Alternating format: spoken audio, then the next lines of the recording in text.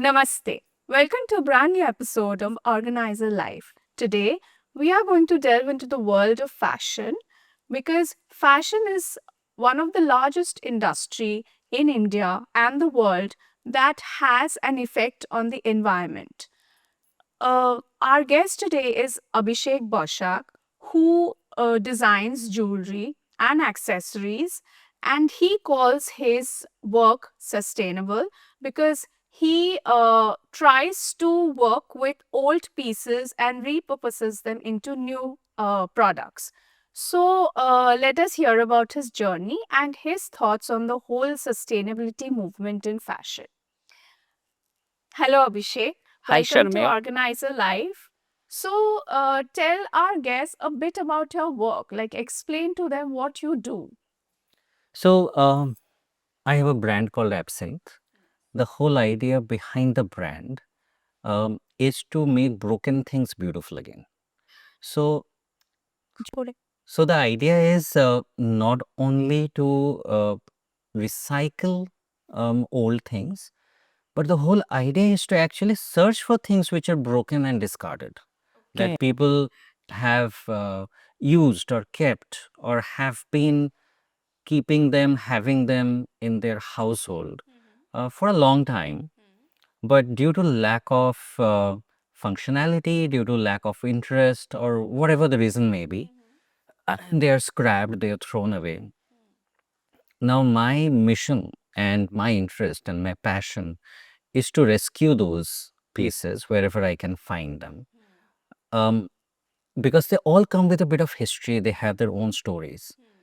So I add my creativity, my imagination, my stories to them. Sometimes in a very, very realistic way, and sometimes in a very, very imaginative, almost science fiction or fantastical way, and create a new piece that people not only will buy and wear, but also will pass on as an heirloom. So the idea is to add value not only in its imagination and ideation, but also in the creative process to add precious metal uh, s- to make it into an extremely wearable piece of art that people will value. And I welcome my buyers, my viewers to add their stories, a bit of their um, life and their personalities to each of the pieces that I make for them. So the whole journey connects me to the past um, while forming it in the present and carrying on into the future. Okay. So, explain what you do with old watches. I believe you procured them and then you break them down. So, so that help our viewers understand what you do exactly with the watches and how do they become jewelry? How do you add beetle wings and parts of insects to them? So the whole the actual journey into this started with my mother's watch, and you will understand that how they are used from this one example. So my mother had a watch gifted to her by my grandfather, which had stopped working for a long time, couldn't be fixed, but she could not throw it away because it carried so much of emotional Memories, value and yes. memories and of my grandfather for her. So I asked her that if I can do something with it and make it into a wearable piece because watches are meant to be worn. Yeah. And she trusted me with it. And that was my first piece I ever created. So there was a lot of learning that went into it while making the piece, and I made it into a pendant. Through this process, I realized that once it is made, it connected, first of all, connected me, my mother, my grandfather, all three of us in a very emotional way through making that one piece, which is extremely important for a creator, for a designer. And also, it converted a non functional watch into a functional wearable piece, and that to a very creative one, right? It becomes a conversational piece. Yeah. The same thing happens to all other watches, clock parts, machine parts. Because mechanical watches and there was an era about 200 years, more than 200 years of mechanical watches. And with the advent of quartz and digital watches, that era ended. So most of those watches which cannot be serviced or have gone through their entire lifespan and has been scrapped, uh, all of those watches have lost their use. Yeah. But they're still extremely beautiful because imagine 150 years back, a watchsmith actually created it like a piece of jewelry. Yeah, so the intricacy The of it. intricacy, the beauty, the technology that went into it. And watches, according to me, are humanity's one of the best creations in which science, technology, engineering, and art comes together in a very balanced, very beautiful way, and that too, which can be worn, right? It serves a very important purpose, and that is why my, as a designer, as a creative person, that is why I respect watches and watchmakers so much. Yes. And it hurts me to see such beautiful pieces being scrapped and thrown away. um, and there are thousands and lakhs and millions of them, from the smallest parts to the museum quality parts, right? So that's what really got me into watches. And I realized that, there's already so much that has been done with the parts. And there is already so much character in them, so many layers in them, that as a designer, it's an amazing raw material. And while doing that, you can actually tell a lot of stories in different layers and can make various things out of them. Yeah. From the smallest to the biggest, Biggest. right? So that's how I started with jewelry, then men's accessories. I craft watches, I handcraft watches from scratch. I make pens and Brooches. brooches and stationery and all different kinds of things using this raw material over the last 14 years. So the journey has taken me to different corners of the world, making the connections and finding pieces from. So you actually procure those watches from around the world. Yes, because there is no one single market for them, right? These are scraps. So I have found them in village flea markets in Europe. I have found them in defunct watch shops in markets of Calcutta. I have found them with individual people who have very kindly donated them. So the watches and their stories and their connections come from all over the world. Okay. And I add my creativity and my stories to it and my imagination to it. And they go back to all over the world. I have sold these pieces in over 70, 80 countries in the world. And I have made about 12, 15 different kinds of products. The imagination has no limit. And I have always believed that a creative person is only limited by his or her will to learn new skills and the courage to make new things and try new areas. And it has been a fantastic and fulfilling journey. So, would you call your work sustainable? Like, since we are so high in this, like, the fashion industry in this country and the world is using this term a lot, sustainability. So, would you call this your work sustainable?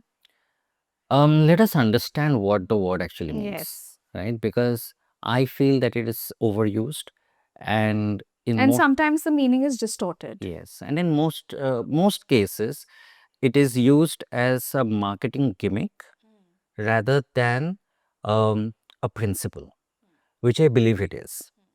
Sustainability, when we talk about sustainability, and especially in the context of business Hmm. and creativity, it has a multi-layered meaning. It's not only in using a material, because what are we sustaining when we say that it's sustainable? What all are we sustaining?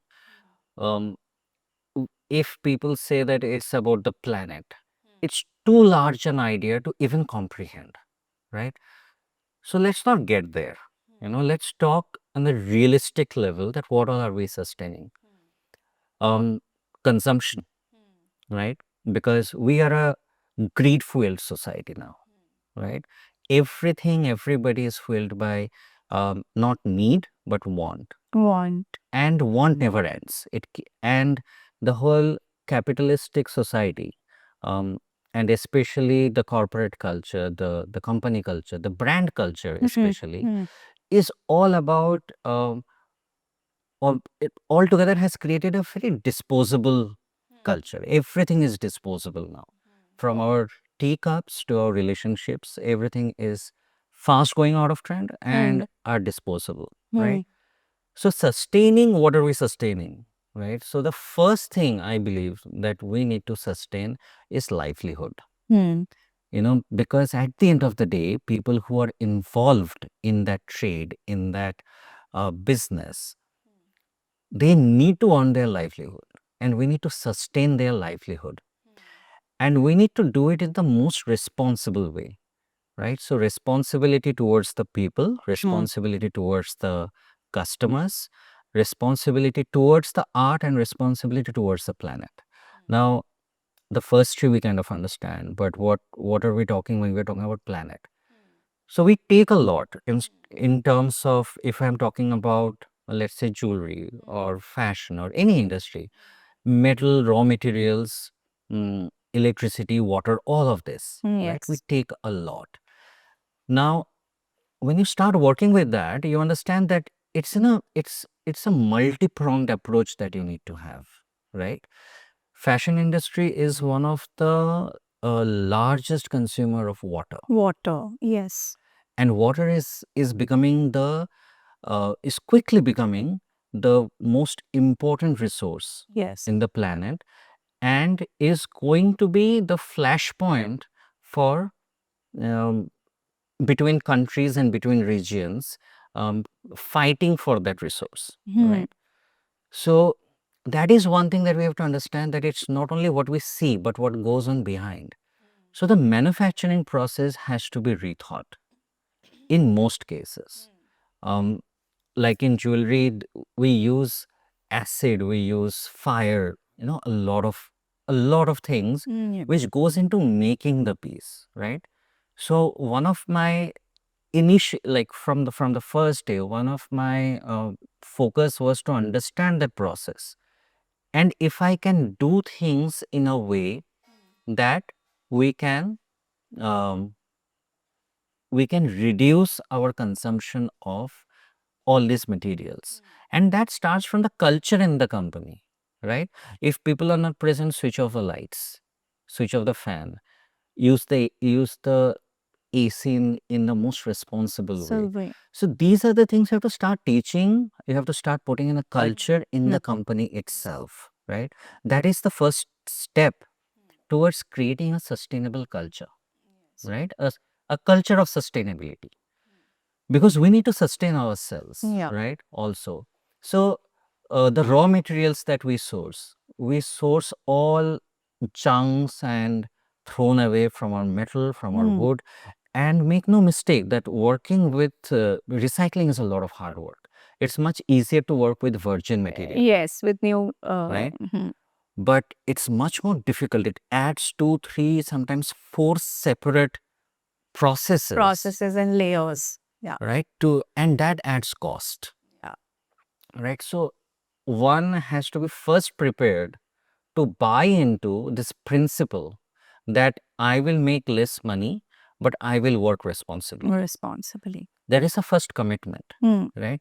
So it is not a marketing gimmick. It is something, um, the first step is of sacrifice, is of understanding that in order to be responsible, we have to sacrifice a few things, Yeah. right? It starts from there. And then you go out of your way to find the materials, because that's what we see. So in our case, starting from the raw materials that we work with, watch parts being the watch parts, machine parts, broken things. I even work with, like you had mentioned, insect parts. Like beetles have been used for a long time. Um, they have a lifespan of 15 to 17 days, in most cases, at least the ones that I use. And those their parts have been used for centuries for different purposes. So I got it, I researched about it, I found them, and we use them. Not extensively, but in some of my work. So what I'm trying to say is that everything from wood to metal Yeah. to machine parts to old radios. Yes, you tell us a bit about how you repurpose those old radios. Right. So old radios, and not only radios, like things like lamps and typewriters and flower vases and everything that people Sewing use. machines. Sewing machines, right? So I repurpose the radios into modern digitized music systems where the old soul is maintained, because I keep the old speakers, I restore the old speakers. So this sound, that warm, nostalgic, beautifully clear, the voices and the instruments, they're not party systems, they won't play bass, but you immediately bond and form a connection with that kind of a sound. So they have been hugely successful and people have loved them. And the whole journey of collecting them from different parts of India and world has been fantastic. I mean, there can be whole documentary that we can create on that. Similarly, for typewriters, for various other things, for cameras, for example, these are the things that I find that I use. Otherwise, they just become junk. They add to the burden of, scrap, right? So this I believe is our way forward, because we have already made so much that if we just readjust our culture of greed and want, we can actually sustain our lifestyle in a way that our lifestyle it in itself becomes very sustainable.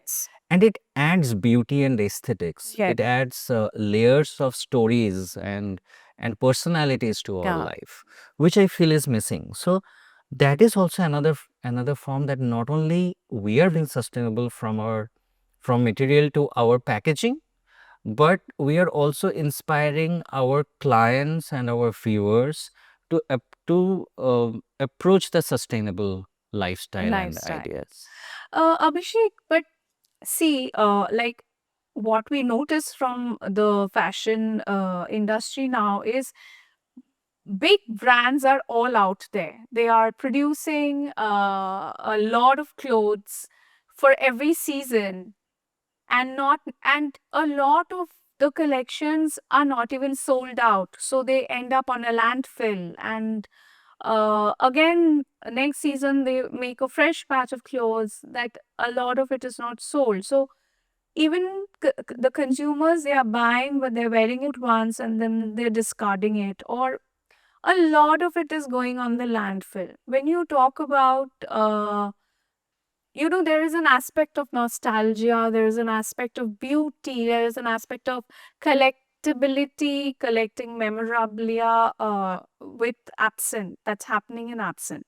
So, how do you compete? So, it is actually becoming like what we say traditional hand woven saris or traditionally handcrafted, hand embroidered saris, as against your Zara and your H&M and your other fast fashion brands. So, where there is a clash over there because people are not aware of our heritage weaves and crafts, and they're going and investing in fast fashion, which they discard, and again they buy. So, it's like they're caught in a vicious cycle.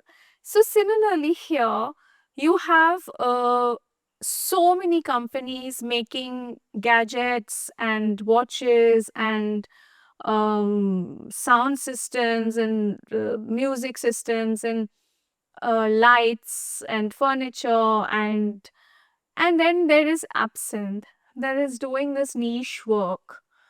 But how do you make inroads into people understanding that, look, this is different and this is repurposed and this is recycled, it has a story to tell, it actually holds the beauty of the old years, but it also gives a new meaning to the product. So maybe you don't buy those snazzy commercial stuff and you invest in something that is has an element of sustainability and ethics and responsibility in it. How do you make people aware, people of such a large country who are caught in this whole over consumption and over commercialized wave? In my experience, most people, when they see what I do, when they come across as my work, most of them immediately say that, if we knew about this, I wouldn't have bought probably the new music system. I would have gotten something like this. Yeah. So the question lies in not how to educate people, because people already understand, they already appreciate, they already have that sense. But the problem happens that I'm a single person with a micro nano brand, right? Whereas the landscape is completely dominated by multinational corporations, right? So I think it's a question of visibility and awareness, which with my very limited resources I don't have. I cannot have.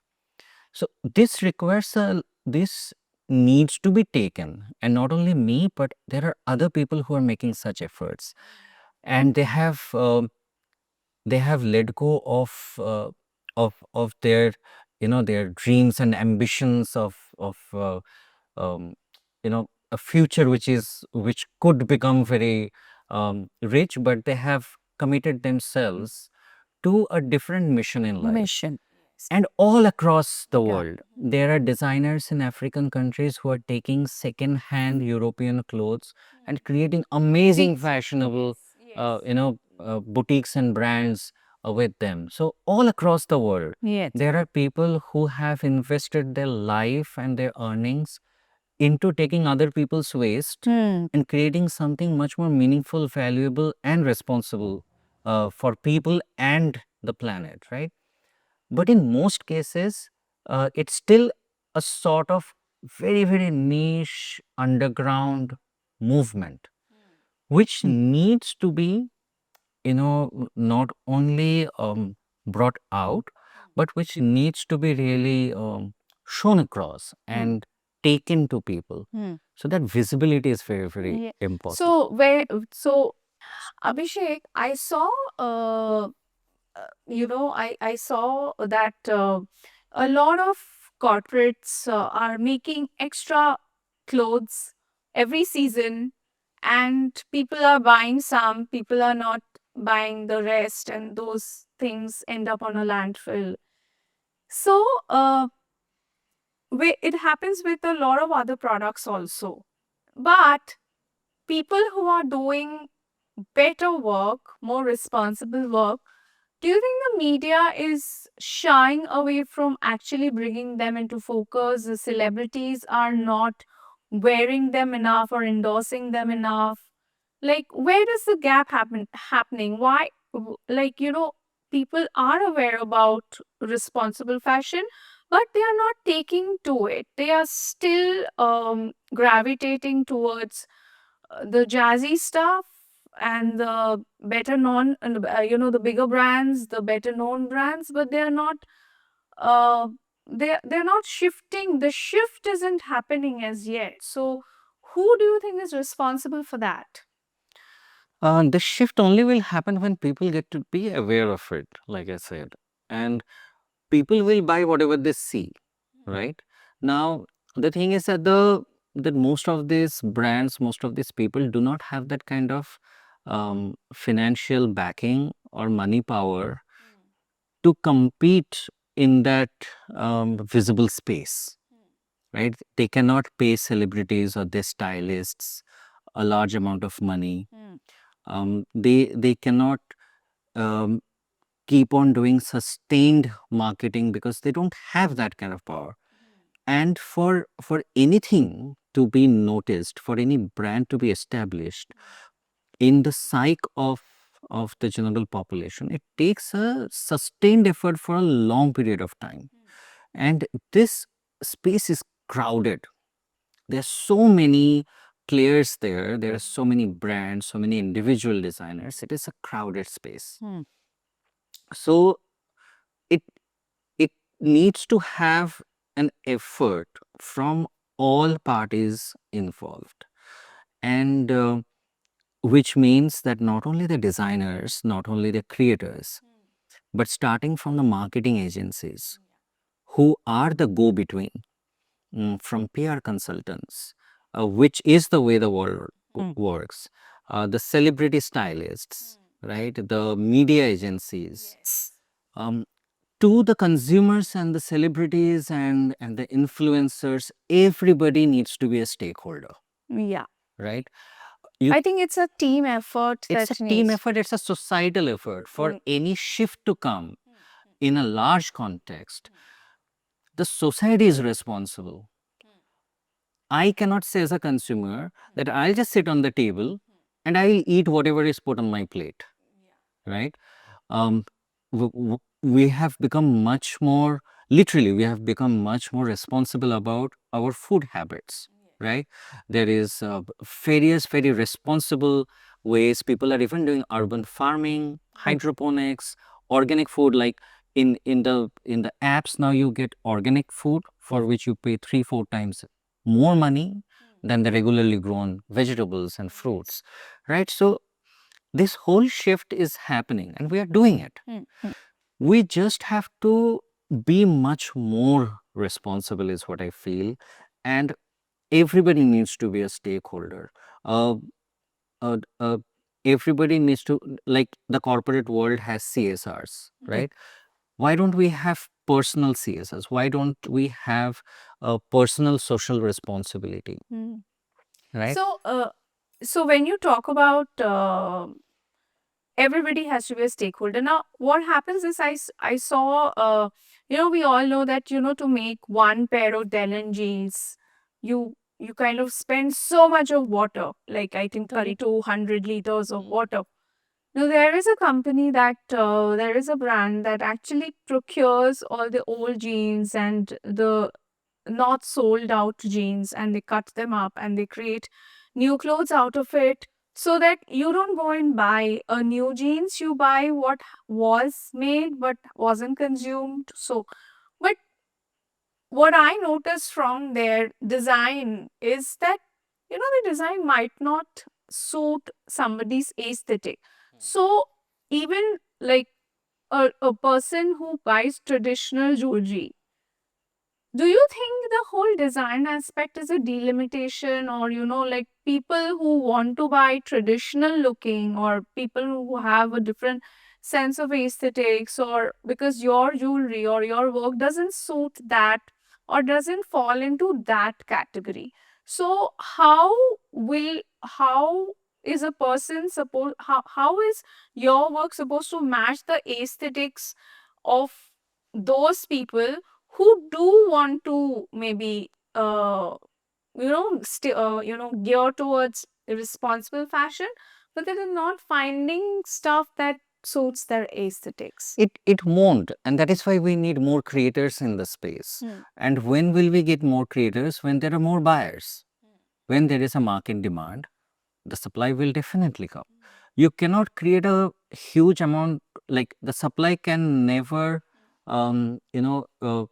be more than the demand. It's always a demand and supply game. So there will be more designers. Not, it will never be that a single designer can cater to all different aesthetics, right? It will never happen. So we need more people coming into it. There should be more people there, and even corporates, even like you said, denim brands. Large denim brands can create a separate line in which they will use their unsold pieces, or they will have a recycled, pre-worn, whatever you call it, whatever the marketing term is. They can create a separate line for that. So all of these need to come not only from the makers, but also the buyers. The buyers, when the buyer will want more, when the buyers will demand more, the supply will definitely come. But don't you think that consumption needs to go down a bit? Absolutely, because People are over consuming. They don't need it, but they buy that is what I'm it. saying, that we have become a very one-based society. The species in itself, we are consuming 2.5 Earth worths of resources every year.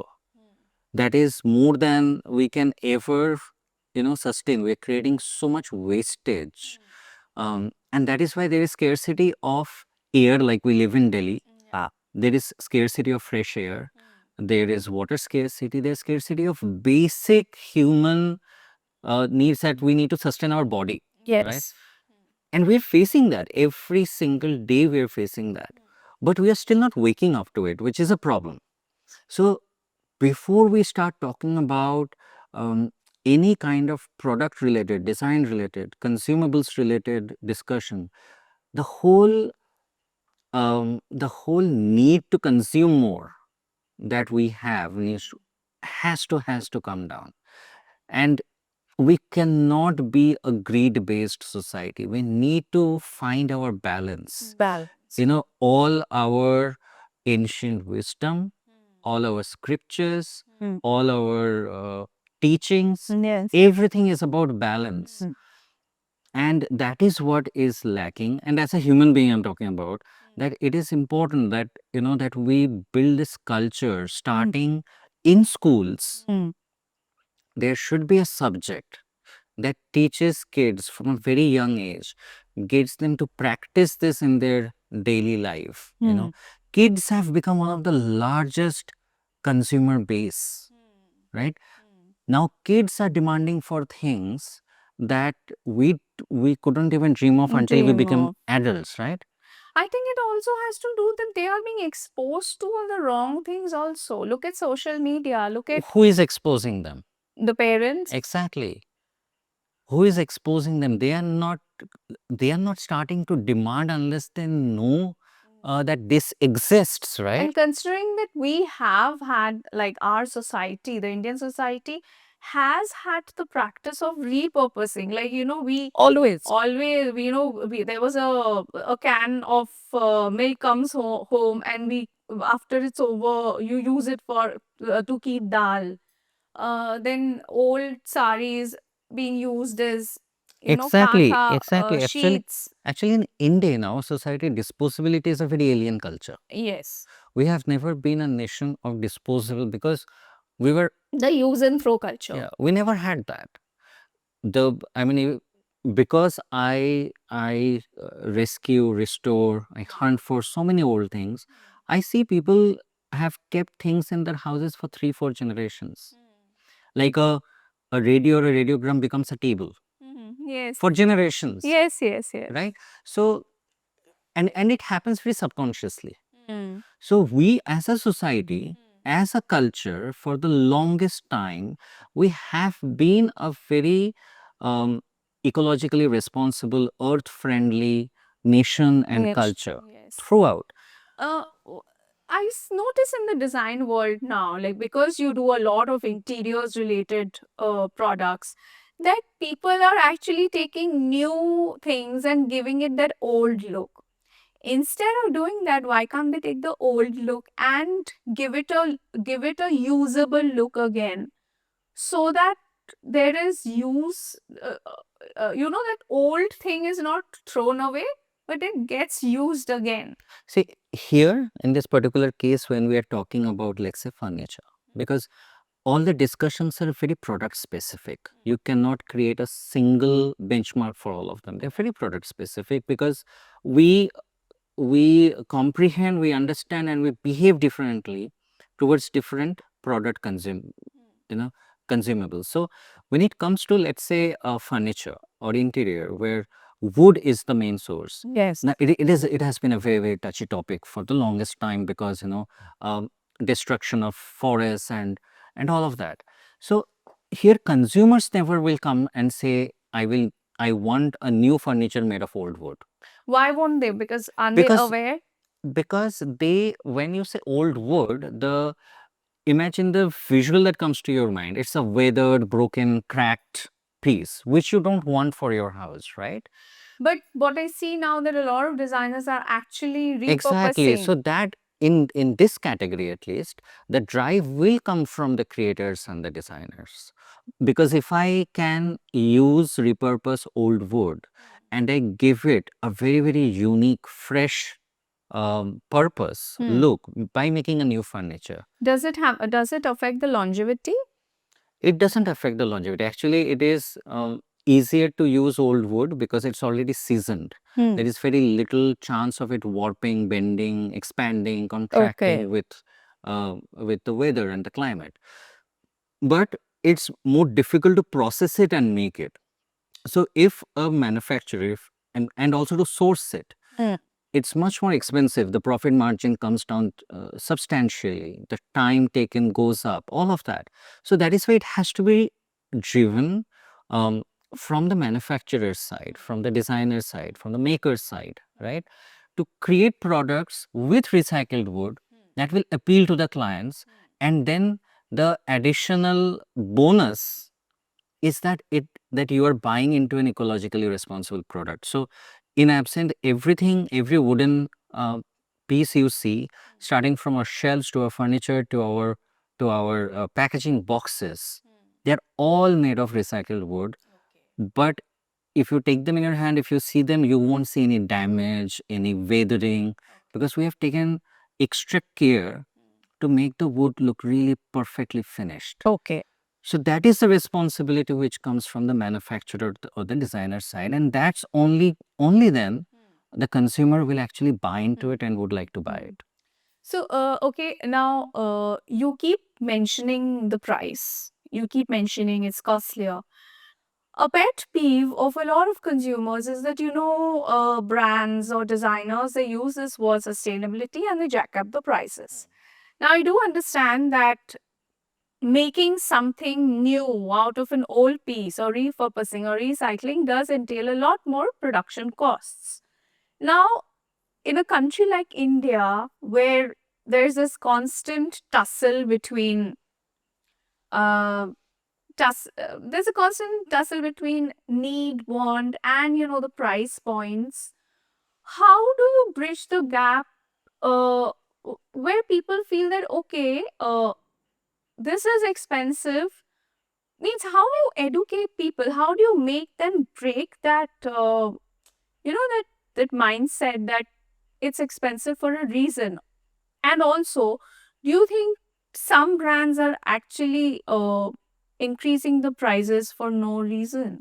Like, and it's affecting the other people, the sustainability market? I don't know about that because I really have not done any market research or seen the products firsthand. So I won't know that if they jack up the price by this. But on the other point about the price point, that's a larger topic.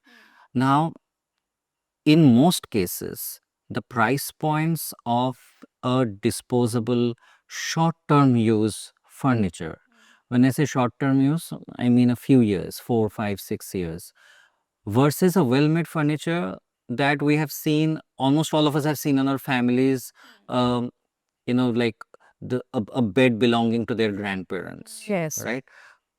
Which means they have sustained, they have lived, they have worked for 3 generations, Yes. right? 60, 70 years. So that is something that we have to understand. See, our lifestyle has changed a lot. We are mostly have become internal immigrants. Very few of us are in our hometown, living in our own houses. We keep shifting our places. So I understand that whole societal need as a designer, that we need cheaper, quicker furniture. That when I shift to my new house, I don't want the old furniture, right? I want a new look. I want a new furniture. So again, these are consumer needs, right? So somewhere a balance need to be achieved. Some some manufacturing process needs to get much more environmentally friendly, and all those things can be done even when you're making new furniture. Recycled material can be used. So technology, manufacturing process, procurement has a huge role to play in it. You cannot ask, because the consumer has their needs. So you cannot ask the consumer to keep lugging their furniture for next 20 years wherever they shift, wherever they go. Their apartment sizes can become bigger or smaller. Smaller. You cannot ask them to keep lugging their furniture and spend thousands of rupees in shifting and stuff. So these are consumer behavior, the consumer needs which we have to cater to. So the manufacturing process in that case needs to get more environmentally friendly. Abhishek, I see a lot of homes in urban cities in India are actually being done up in the style of Western in European styles, but that actually doesn't suit the climate. Or I won't go into aesthetics because it depends from person to person, but large windows in a hot place. So somewhere I feel that a lot of West aping on the West is happening in the design space also.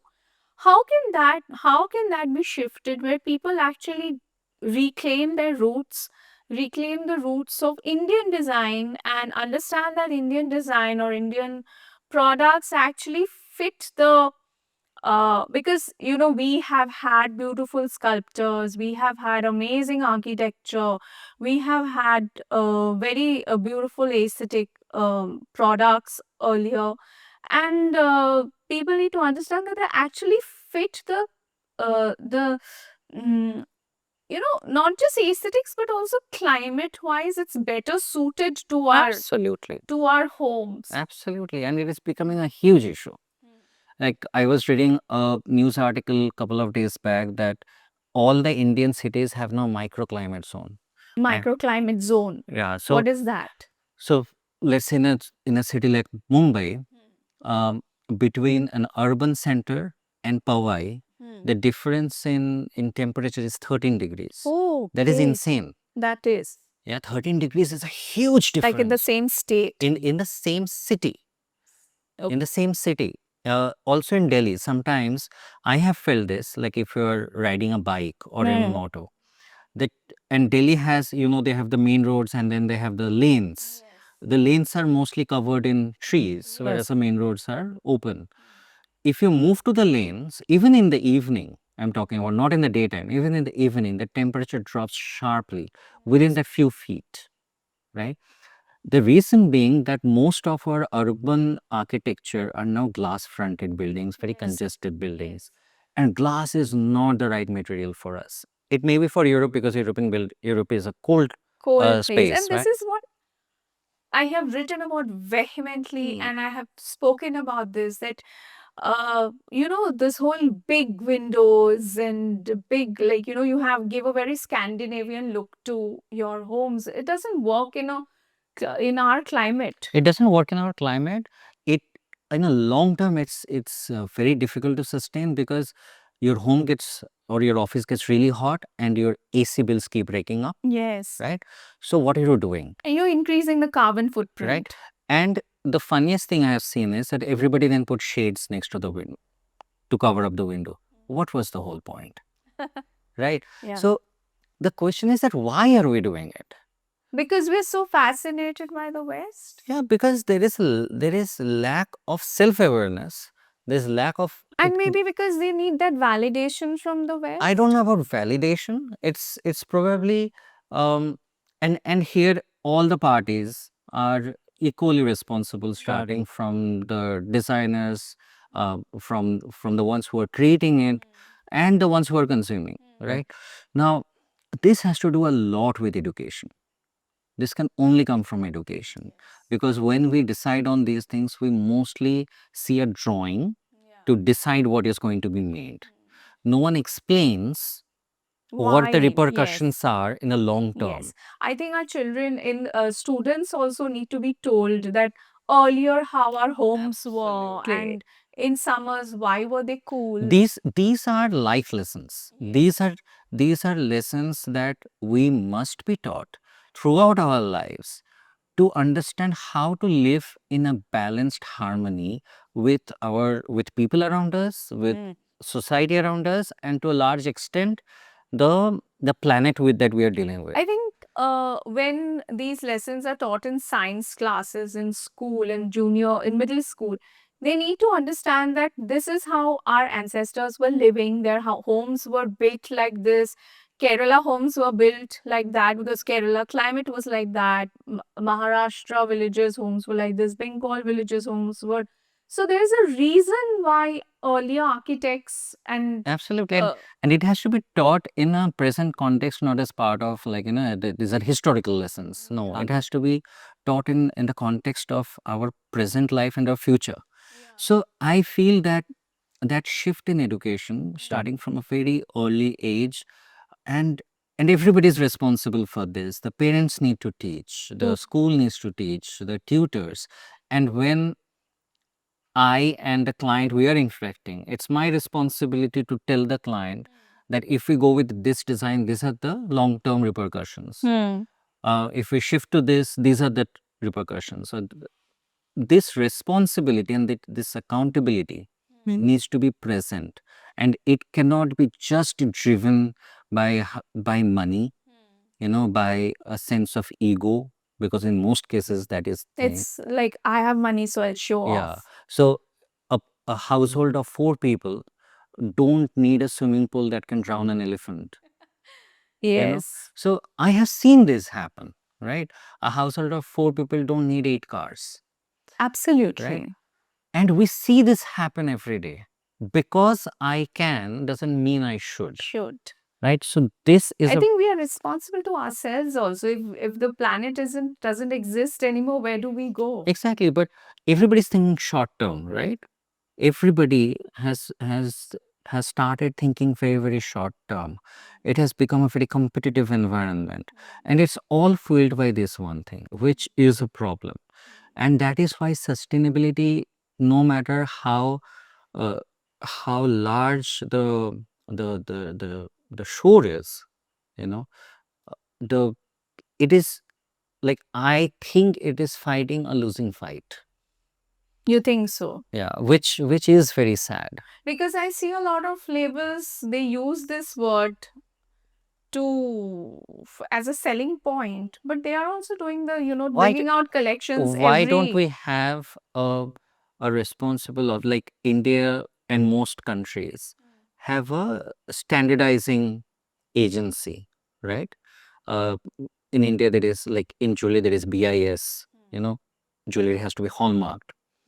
Why don't sustainability has a certificating authority that it cannot be taken so lightly that people can use it as a marketing term? Yeah. And there has to be policies built in that if a brand goes all out in their efforts to get the tag of sustainability, which has to be strictly monitored and given, and from time to time, there will be checks to see if they're still maintaining those standards. So you're saying that the government needs to come into the Absolutely. picture. And then if someone is getting that tag, Yeah. then they should be given monetary benefits, lower tax rates or advantages. It has to come as an effort, because there has to be a state policy. Yeah. It cannot be left to people's Whims anymore. This is becoming a question of public health, livelihood, and everything else. Absolutely. See, fashion talks about being sustainable, right? And I come from a fashion background, but I will always be critical of this. Fashion talks about being sustainable.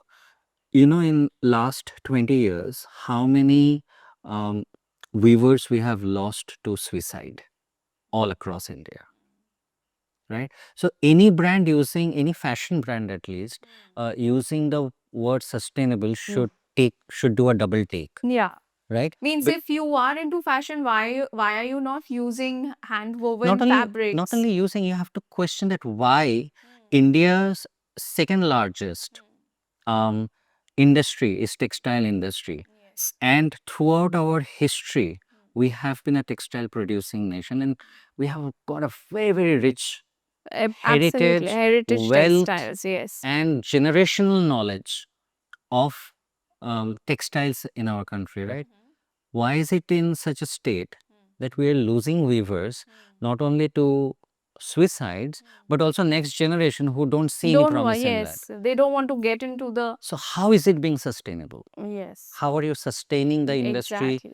and A the art and lot of craft? awareness is needed. A lot of So, awareness. so a lot of And self. also a lot of regulation is needed, Abhishek. When I see platforms like Meesho, Myntra, openly flouting a lot of matlab, they sell a top for 500. You don't even get, how can you sell a cotton proper well stitched top for as less as 5? Because there is a production cost. No, my thing is that if you're genuinely creating cotton tops, and it can be made, okay, it a pure cotton top or clothes can be made very cheaply in our country. That's our strength, right? Um, my thing is that again, there has to be regulation there. Yes. Because it cannot be taken as a marketing term anymore. There has to be regulation, there has to be strict checks, and we have that. We have that in our food industry, we have that in our medicines and drugs industry, we have that in our, um, our consumable industry, which we use, right? So there is a standardizing um, agency and authority of that. We need someone to do, like India came up with GI tag, right? We need something to be robustly put into place. And this area of our need and want and sustainability needs to be taken a more serious look at, to be given that those benefits and tags, and they Absolutely. should be given that support. Yes, yes. And also, I think education in the admin people who in the government also, they also need a lot of education, because I see GI tags being openly flouted. Websites are using uh, machine embroidery. They're calling it as hand embroidery. So a lot of education needs to happen in that space We also. have to get serious about this. See, if the government in a country, in a democratic country like India especially, if the governments, not only the central but all the state governments, Yes. and if the governments don't take mitigating steps towards this, it's not going to happen. Because all the points we have talked about today, the governments are still the largest consumers in this. Their buildings are the biggest. The roads they're making are they're the makers of the roads, the railway system, everything, Yes. right? There has to be projects in which the the ecological impact is mitigated, Yes. which is not happening. The courts are creating a lot of framework openly flouted everywhere. Like every day in the newspaper, you have reports of that. So there are laws in place, but what good is a law if there is If there is no implementation. if Yeah. there is no one checking if the law is being flouted or not, Yeah. and not finding? I mean, how much will the courts take on, Yeah. right? So there has to be a policy ground up in the governments, in the national framework, which is implemented and which is strictly adhered to. Otherwise, a country of 150 crore plus people, most of which are still eking out their livelihood, Hmm. right? We, for us, sustainability, the whole discussion is a Falls luxury. flat. Yeah. It's a luxury Yeah.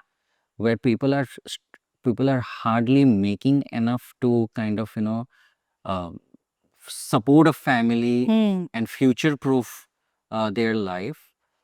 All the talks are for them luxury, Yeah. right? So there has to be an effort from the government. Abhishek, let's come back to what you do. Where do you get your inspiration from in terms of design and All creation? around me, I'm inspired by everything from a blade of grass to the stars in the sky. I'm inspired from the people I meet every day and the shows and the stories they share with me. Sometimes I'm inspired by the raw material that I'm handling or my stories, right? I am a voracious reader. Music is a big inspiration, poetry and music. So I am I am like a I'm like a sponge who is soaking up Yeah. experiences and stories Yeah. and converting And you them travel into inspiration. also a lot. Yes, traveling is my way of life. Yeah. It's I I don't think I will ever be happy staying in one place for too long. So traveling is my way of life because I want a life full of experiences, every second.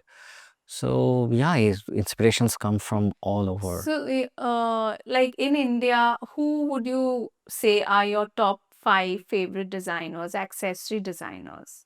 I don't make lists like that because But whose work do you like? You enjoy? I like there are so many who are doing great work, Hmm. and I won't take names for favoritisms because I know a lot of them. I admire their work. I admire their courage, the steps they are taking, and every day I see new young people, kids doing their best, to make a mark, um, with fabulous ideas, creativity, and a zeal to do something great. I see that a lot, and not only in India but all across the world. Work. People from their little workshops are doing such fabulous work with a mission in mind. Yes. And I see a lot of them getting lost also, which really hurts, Hers. Yes. because these people, that there should be someone to give them that support, and the courage, like I got. I got a lot of love and support and inspiration, Hmm. from my viewers, from my clients, uh, because of whom I am able to do this for last 14-15 years. And everybody needs that. There's some Yeah. fabulous work happening. Thank you, Abhishek. It was amazing talking to you. And we definitely want our viewers to understand what all you said regarding sustainable design and the need to understand and be responsible towards the choices you make so that it actually reduces the impact on the environment. I think that is the need of the hour because fashion is one of the largest industry affecting the planet. So thank you for your valuable inputs and for your time. Thank Thank you you. so much for Thank having you. me.